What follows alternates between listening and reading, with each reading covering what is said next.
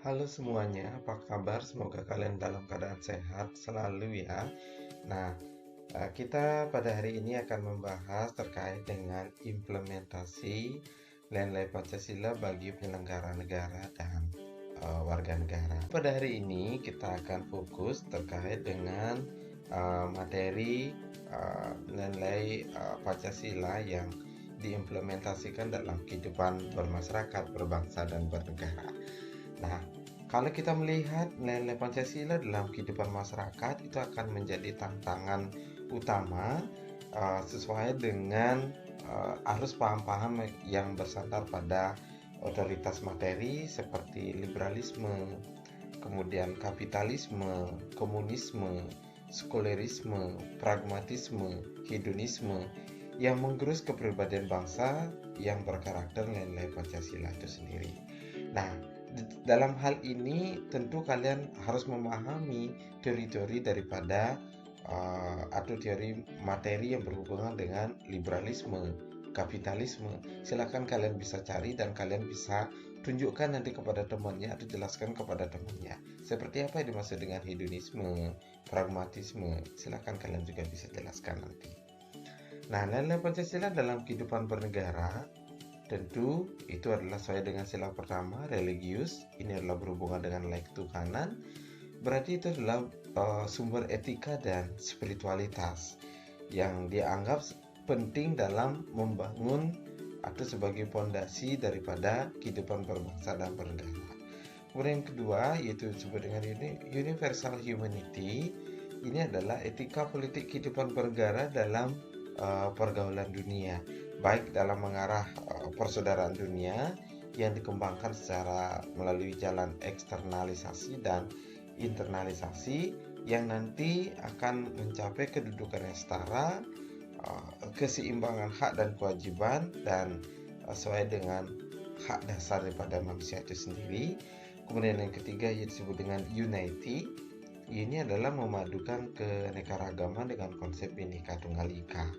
Nah, dalam hal ini itu tidak lepas dengan bagaimana nilai-nilai kegotong royongan dalam mewujudkan nilai-nilai kebangsaan itu sendiri sesuai dengan semangat nasionalisme dan patriotisme itu sendiri. Kemudian yang keempat itu adalah kedaulatan rakyat.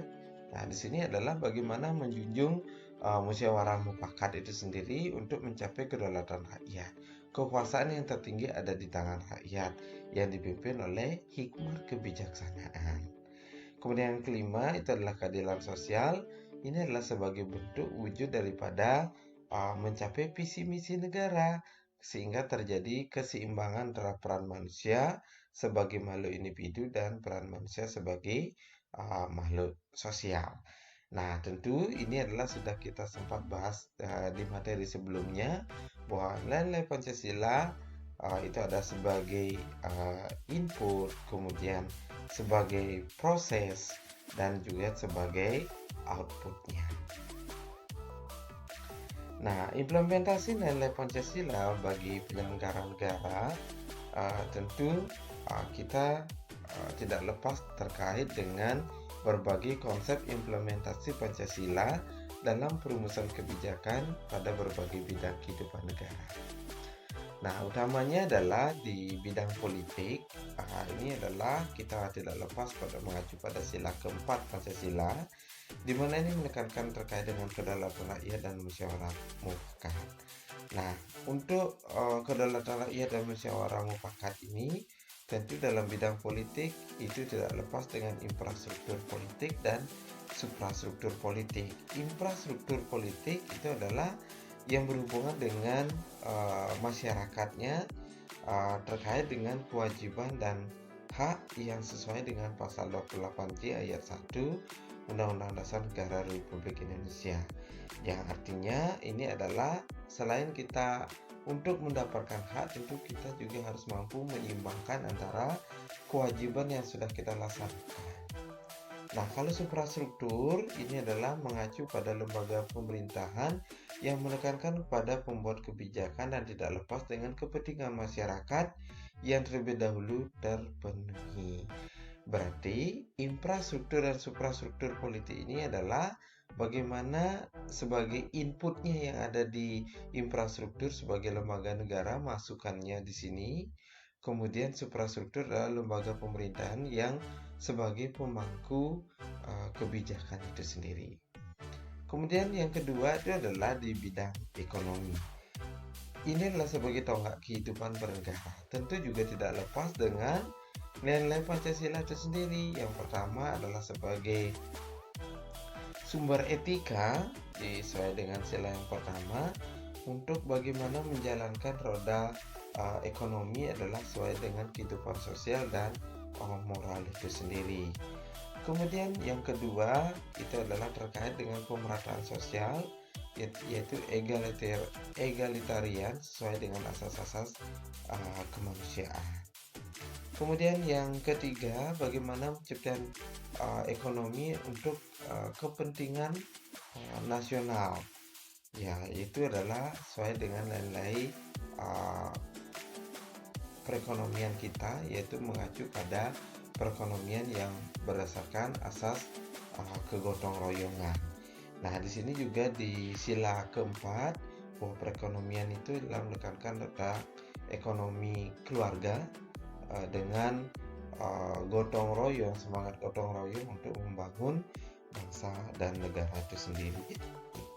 Kemudian yang kelima, nah ini adalah untuk mencapai tujuan negara. Di sini tegaskan tentang tingkat nasional dan desentralisasi dalam pelaksanaan kebijaksanaan ekonomi untuk mencapai keadilan dan keadilan sosial atau keadilan ekonomi itu sendiri. Kemudian bidang sosial dan budaya di sini adalah menekankan sesuai dengan semangat kebangsaan, kemudian semangat gotong royong, kebinekaan dan kepribadian bangsa dan negara.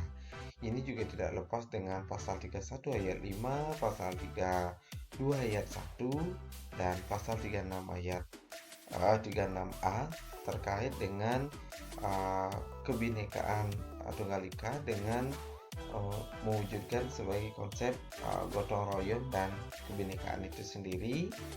Kita harus tetap melaksanakan secara bersama-sama. Kemudian bidang hankam. Nah, kalau bidang hankam ini adalah sesuai dengan pasal 30 ayat 1, berarti ini adalah hak dan wajib setiap warga negara dalam usaha pertahanan dan keamanan negara. Kemudian berikutnya juga menekankan sistem pertahanan dan keamanan ini dilaksanakan secara menyeluruh yang disebut dengan Sisham Kamrata. Berarti semua kepentingan negara itu semua dukungan atas sistem pertahanan keamanan rakyat semesta yang diizinkan harus tetap dilaksanakan secara bersama, yang dimana TNI dan Kepolisian Negara sebagai kekuatan utama serta kekuatan pendukungnya. Kekuatan utama itu adalah TNI dan Polri-nya, dan sedangkan rakyat adalah sebagai kekuatan pendukung untuk mencapai sistem pertahanan keamanan yang semesta. Kemudian berikutnya itu adalah tugas pokok TNI, baik terdiri dari Angkatan Darat, Angkatan Laut, dan Angkatan Udara sebagai alat negara dengan tugas pokoknya itu adalah mempertahankan dan melindungi serta memelihara keutuhan dan kedaulatan negara. Kemudian tugas pokok Polri itu adalah sebagai menjaga keamanan dan ketertiban masyarakat. Untuk mencapai tugas ini adalah melindungi dan mengayomi melayani masyarakat serta menegakkan hukum itu sendiri.